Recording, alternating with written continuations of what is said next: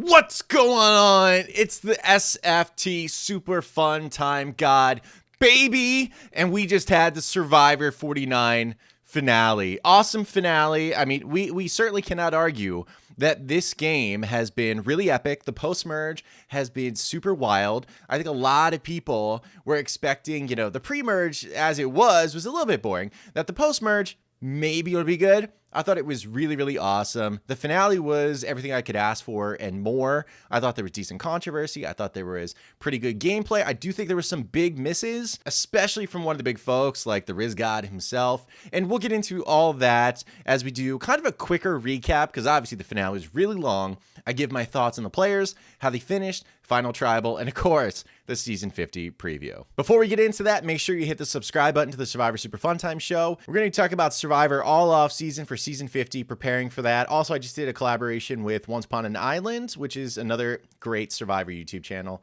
Check that out, and of course, you can see more content from this channel moving forward. But into the episode itself, obviously, it's the final 5 big stakes. You have the 3 that was into the minority going into the merge. They're now on top. Sophi, Savannah, and Rizzo, they found their way in the top of this majority, with Christina and Sage hoping that they can find a way into the final 4, at least to make fire. And this was an interesting setup because everyone realistically wants to take out Savannah. Sophi knows at this point that she's like, yeah, I need to get rid of Savannah. Sage already knows it. Christina already knows. Everybody already knows it. Even Rizzo's like, I wouldn't mind taking a shot at Sav. But god damn it, Savannah is incapable of being voted out of this game. They have the immunity challenge, which is also a reward. Of course, Savannah kicks ass and wins her 4th individual immunity of the season. I mean, you have some all-timers that have won the necklace 4 times. Kelly Wigglesworth, Jenna Maraska, Rachel Lamont, Kim Spradlin, and don't forget Chrissy Hoffbeck, who's coming back for season 50. I mean, this is an elite class, and I was hoping Savannah would actually break the record, but as we'll talk about, she didn't quite get there. But 4 is huge, and she was a wrecking ball this season when it came to challenges. I'm really proud of her. She did so awesome. But with that, she has the choice, kind of a classic new era scenario where she wins immunity and she gets to bring someone to get some steak. And she chooses Sage, which I think was a perplexing choice to many people. I mean, Savannah, she's trying to build a bridge with somebody that she hasn't had the most smooth bridges with in the past. So I thought that was smart on her part. Sage lost her person, and she's the minority. Why not try to scoop up maybe a jury vote or someone who's possibly going to go your way? I think it's brilliant on Savannah's part and shows pretty clearly she's not the mean girl that she had been edited to be earlier on in the season. I think that makes it pretty clear, right? At least I thought so, right? Who assumes with Rizzo and Sophi right there, she's going to choose Sage? And she did. And you know what? That was the classy move to do. Also, strategically, I thought it was good because Sophi and Rizzo are going to go back with Christina, and Christina's not going to convince them of anything that Savannah's going to be afraid of coming back from. These are the 2 ladies that I thought were playing the best game of Survivor 49, so having them together at steak dinner was surprising, but it was also very cool to see. It made me believe that, Savannah was very much in the coach philosophy of let the best warriors get to the end of the game, even though coach was a bit of a liar when it came to that stuff. But, I believe in the philosophy, and that's what Savannah, I think, was going with. Now, while they were gone, Christina was whispering into the ears of Sophi and Rizzo about getting rid of Sage, because the question is, everyone knows at Final 4, now you have the firemaking challenge. Who do you want possibly going against you in firemaking? That's really the big question. And Christina's like, listen, you want to get rid of Sage because she's partially voted out everyone on the jury right now. Like, if anyone was voted out of the game up to this point, except for Juwan, it was really like her decision that kind of made it happen. So do you want to sit against someone like that, try to explain their game, as opposed to mine, where maybe it hasn't gone as well for me? And they were really receptive to that, which I think was probably the strongest pitch we've seen from Christina all season. Although Christina has been edited like a total dunce all season. I don't know if that's really how it was or how it wasn't, but they did have the footage, so I'm not sure, but this was probably the strongest effort that we saw from Christina during this finale. And upon return, Savannah tries to get the skinny on it, and Rizzo and Sophi are like, yep, I think we're going to vote out Sage. And Savannah immediately is like, really? Because I'm not voting for Sage. I was like, yo, you cannot mess with Savannah. Like, if Savannah doesn't want something to happen and she has control of that, it's not going to happen. She is a killer. I've said this a million times, and I'm glad Nate said it as well during the finale. Savannah is a killer. I don't know how she has the energy or the enthusiasm, the positivity, or the work ethic to do the things that she's done in Survivor 49. And now she's going to be on 50? I can't believe it. She has motivation for days. It's fascinating. And I love her for it. She's amazing. But they go to tribal council and, a lot of jarring back and forth, some Sage and Christina trying to make their pitches. I mean, the biggest reason to get rid of Christina is apparently she's the best at making fire. Of all the people at camp, she's the one that has done it the most routinely. And it's actually kind of mind-blowing because we find out that Savannah and Rizzo really didn't make fire very much. Same with even Blue Sophi and also with Sage. So I'm like, all right, so this is the one thing we know Christina's good at. Okay. And you all possibly want to keep her around, huh? Interesting. But as per usual, when push comes to shove, Savannah got her way. Christine was voted out of the game. No resistance from Rizzo and Sophi. I was actually really surprised in this because if Rizzo really wanted to do something to gain more traction at Final Tribal Council, if he got there, which he didn't, I didn't think he would. But if he did, Rizzo had that fancy idol.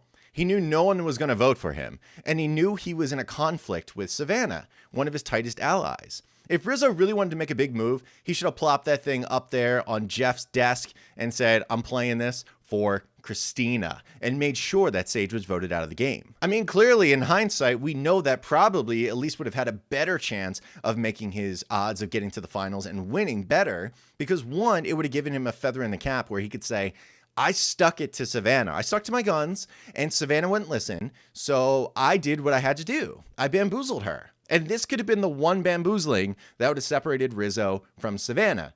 Mind you, if he had actually gotten to the finals. But he lost to fire anyway, so I don't know if it really made much of a difference. So I really think Rizzo botched it by not playing the idol at 5 to get rid of Sage and make his will known to everybody, including the jury and Savannah. Because they respect each other enough as competitors that they would have gotten over it. It's fine. That's what's going on from the KEV God Kev God, baby. Now the next day, the next immunity challenge, this was really exciting because you're sitting at home. If you're a Savannah fan like myself, you're like, all right, is she going to get number 5? Is she going to join elite class with people like Mike Holloway, Tom Westman?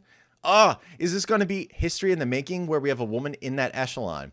Unfortunately, not the case, but it was a wonderful challenge to watch. You have little Sophi trailing all the way at the back. You're thinking, oh God, Sophi, why is this happening? Why can't you just get the one? Just get one necklace.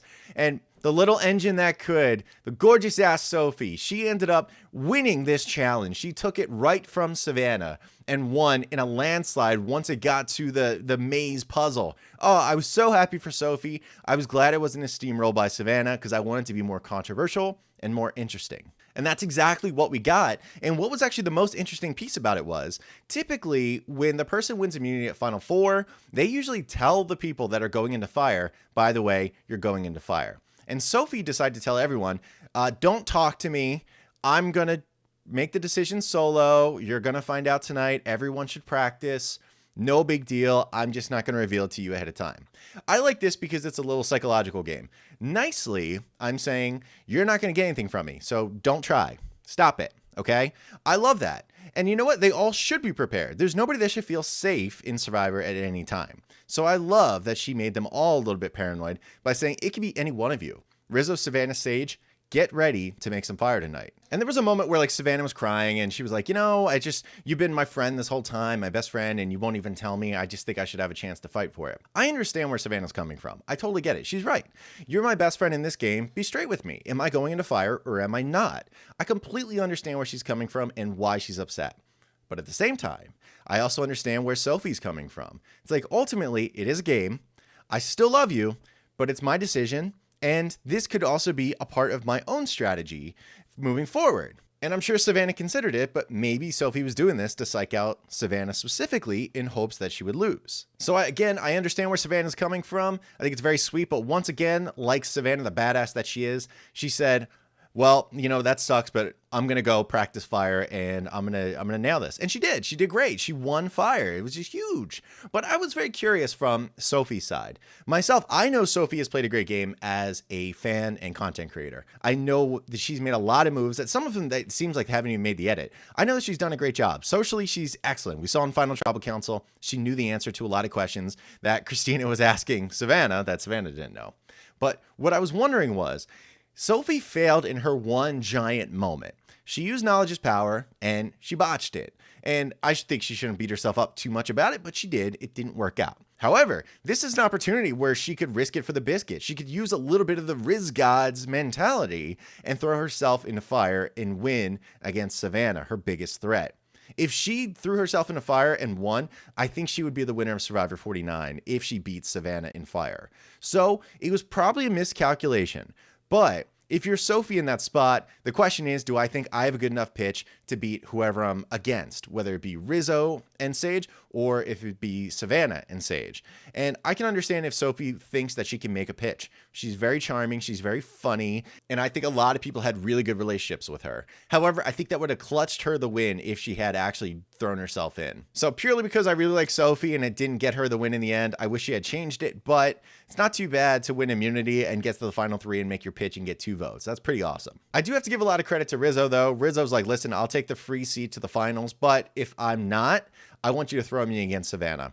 I want to be able to take out Savannah and say, I'm the one who got rid of the girl that nobody could get rid of. And I think that is classic Rizzo. I love that. It's balls of steel kind of behavior. Unfortunately, he wasn't better than Savannah at fire, so that kicked him out of the game. And the RIZGOD even got Jeffrey Probst to say his nickname as his torch is being snuffed instead of his actual name. I love this moment. A lot of times I hate Jeff Probst's antics. I hate Jeff Probst's antics. And don't you worry, when we get to the Survivor 50 promo, I will yap about that for ages. But this is a moment where I was actually very on board with Probst's antics, calling him the Riz God. That was perfect. Riz God, the tribe has spoken. I love that. That was fun. But sadly, with Rizzo out of the game, that means we have the final 3 of Sage, Sophi, and Savannah. And I was very excited because 1, all-female final 3. Not something I normally care about, honestly, but it is an anomaly. 2, they all have names that start with an S, which I think is really funny as well. And number 3, I think these were the 3 best players in Survivor 49. I mean, there are people like Steven, another S, who also was an excellent player. Obviously, Rizzo, another very good player. However, I really believe, my heart of hearts, these are the 3 best players of Survivor 49. Usually there's a GOAT who's dragged to the end, and I thought it was going to be Christina. But this time around, I think they all had a case to win the game. I truly did. Sage, it was kind of like she was picking who was going through a lot of the post-merge. Savannah fought from the bottom, like in a UFC fighter. She was doing great. And same thing with Sophi. She had an advantage the whole game that she didn't tell anyone about until the very end when she was about to use it. She survived from the disaster tribe. It'd be like if Emily Flippin had made the final 3 of Survivor 45. I think we need to give a lot of kudos to this final 3, no matter what, who won. Now, fortunately, Savannah did win, and I think she was the right choice to be a winner, obviously.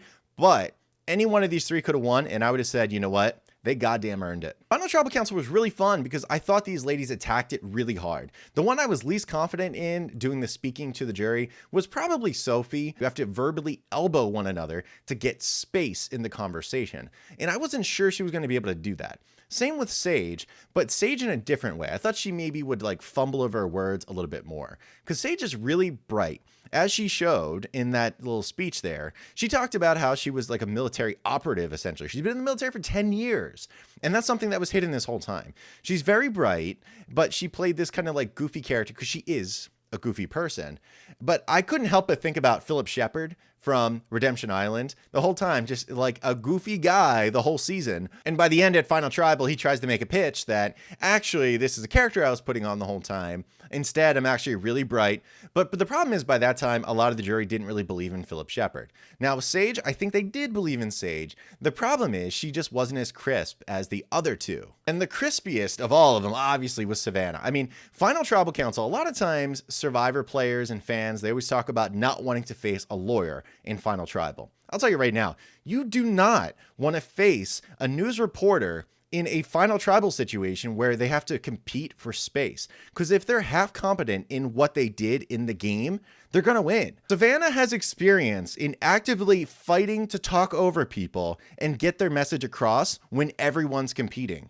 That is a skill that she has learned that other people don't have. Lawyers can make a good argument to a jury. That is true. Savannah, as a reporter, makes sure that her voice is heard among a crowd of voices. And that's what Final Tribal is. You're trying to distinguish yourself among people who may even want to argue and interject. And that's what some of the folks tried to do to Savannah. And of course, she won. She won the game. She won those interjections because Savannah is bred for this kind of thing. She has on-the-job training at this kind of a thing. So I knew going into Final Tribal, if she's there and she feels confident, no one's going to beat her. No one's going to out-talk her. I mean, all the questions for the most part were kind of blasé. I thought they were interesting to like the normal degree. But the question that really stood out was Christina's question among the jury, where she said, listen, I'm a big believer in a social game. Savannah, can you name one family member or partner from everyone on the jury? And Savannah, there was a pause there. She was stuck. She couldn't do it. And she admitted, she's like, I can't do it, actually. I'm glad she owned the fact that she couldn't do it. And you know what? I don't even blame her that she couldn't do it. Some people are just really bad at names. Some people, they get to know you by getting to know you, not by getting to know your family members. So I don't really blame her for that, but that's where Survivor is an interesting fabric that's all tied together where, okay, well, maybe it doesn't matter so much to Savannah and maybe it's not even a big deal. But the thing is, when $1 million is on the line and I now get to decide if you're worthy, I want to know if you cared about me at all. Some players will care about that. So it doesn't always have to be this logical thing. Survivor fans always think like, well, you know, they played the best game, so who cares about all the other stuff? Well, no, part of the game is maybe knowing other people's partners. I thought this was a throwback question from Christina. This is an old school question. Now, the reason why I didn't like it is because I believed it was a mean-spirited question to make Savannah look bad. I thought it was meant to embarrass Savannah specifically because unless they left it out in the edit, she didn't ask Sage or Sophi it. Now, it sounds like based off of the way Sophi was mouthing the whole time, she knew that answer for a lot of people. However, Sage, what if Sage didn't know it? But it didn't seem like they got asked. Instead, it was just Savannah. And it was more like, all right, I need to make sure everyone knows Savannah sucks at something. And that's the way I interpreted it. I don't know if that's the case, but I thought Christina was very visibly coming for Savannah in that moment. And you know what? More or less, that's the kind of stuff we want in New Era Survivor, I think. Again, I love Savannah and I wish she wasn't the target of it, but I mean, that is a fault in your game. That's the truth. But luckily, it did not hold back Savannah too much. She ended up winning the game 5-2-1. I mean, Sophi got 2 votes. Sage got a vote. Everyone got a vote, which is really awesome. I'm very happy for that because I love all 3 of these ladies as players. They had great attitudes. They brought it the whole time. So glad that they had a pretty positive result for these 3. Savannah, amazing winner, a really deserving winner. I think it's actually really important and kind of a hallmark of Survivor. And people aren't really going to talk about this too much. It feels like lately, every time there's a new winner, fans, for the most part, are saying, I think this is the new best winner. So Savannah, a lot of people are saying that right now. I think Savannah may be the best of the new era. And last year, Kyle, they were like, he may be the best winner of the new era. 47, Rachel, maybe. 46, most people don't say that about Kenzie. I think she was great. But 45, Dee may be the best winner of the new era. So over and over again, we keep getting the new best winner of the new era. And I think that's something that's a little underrated. And we as Survivor fans who gripe about new era, you have to sit back and say, are you accidentally actually enjoying the product and you don't know it? I think it's really fun to kind of think about that. Just chew on it a little bit, just a little bit. Again, mad props to Savannah. She played an amazing game from beginning to end. She's the little engine that could at all times. It was pretty clear she was going to make it probably to the finals. And once we got to this point, I was like, oh, she's going to win the game. No worries. Sophi, Blue Sophi, you did an awesome job this season. I'm so glad that she ended up getting to the finals, got 2 votes, and she got knowledge is power, and she got an immunity necklace. I mean, honestly, what a great journey for someone to get to the finals. And Sage. Sage is someone that I think is going to be misunderstood by Survivor fans for a while. I mean, ultimately, she kicked a lot of ass post-merge. She did way more than I ever thought she would. And I think that's something that hopefully she's proud of. And I think fans are going to kind of look back and go like, you know what? Sage was actually way better and more badass than I even gave her credit. So I'm very happy for all 3 of these ladies. They did great. Now, per usual, had the reunion on Fiji. And one of the big things that we got to see was the coveted preview of Survivor 50. I and many others have been waiting a long time. I mean, a lot of people were like, listen, we're just waiting for Survivor 49 to end so we can get right to 50. Hands of the fans, which is stupid, but we're excited for that. And the promo came. I remember I was sitting on the couch. I was like, here we are. I can't wait to see it. And I was so excited. It started off so strong. You had Coach doing the voiceover, doing a quote from Magellan. I was like, oh my God, this is exactly right. You want Coach ripping off some kind of ridiculous quote from like, you know, Sun Tzu or something. We see all these old players. You see Jenna Lewis saying, oh, I'm back from Borneo, Colby Donaldson saying, well, you know, like, when am I ever going to get another chance? These legends, Stephanie LaGrossa, legends, seeing on screen. And that's exactly what we need to see. We need to feel big, a big airplane with season 50 on it. That was perfect. And speaking of big, Jonathan Young, 42. We have all this. And then as the trailer goes on, We see Mr. Beast with a Mr. Beast case. Christian Yabicki looking for something that apparently is concocted by Jimmy Fallon and could affect the game. We see Zach Brown bringing a fish onto the beach. Zach Brown, by the way, country singer, right? Yeah, why are we talking about him? The Billie Eilish boomerang idol being talked about by Rick Devens? Why am I hearing about celebrities during the season 50 trailer? I don't need to hear about Billie Eilish or Zach Brown or Jimmy Fallon. I don't need to hear about any of them. I don't need celebrities. These cameos are ridiculous. The castaways that are being brought back that have played before, they are the celebrities. Those are the people we are looking forward to seeing. The fact that there could be game mechanics that are influenced by Mr. Beast is maddening to me. I am disgusted as a fan. It feels like Survivor is losing its soul. Jeff Probst and the executive producers, the other ones, they're going down a path that I can't fully understand. Because it's very hard to grab me on one shoulder and say, Jeff is doing things that the fans love. And then in the same breath, grabbing my other shoulder and saying, Survivor is doing things that will attract different viewers instead of the ones who brought season 50 to life. I'm genuinely trying not to be too outrageous about this promo because it's just a promo. There's a lot of season to play. And, you know, maybe Mr. Beast is only on the island for like 5 minutes in one episode. Maybe Billie Eilish, the idol, they only call it that one time. And the rest of the time they call it a boomerang idol. I don't know. I'm trying to be grounded about it. But what I can say is Survivor did this to themselves. You know, a lot of people have been looking forward to season 50 for a while. They've been selling merch for season 50 for a while because they know the hardcore fans who are already into Survivor are excited for it. So this promo where they discount so many of the players and instead shove onto the front of it these random celebrity cameos that were not part of the package when you sold it to us initially, you can understand why there's disappointment from people like me. And I totally understand marketing to people who don't watch Survivor already. Maybe Mr. Beast will bring in a younger audience. Maybe the Billie Eilish fans will want to watch Survivor for season 50.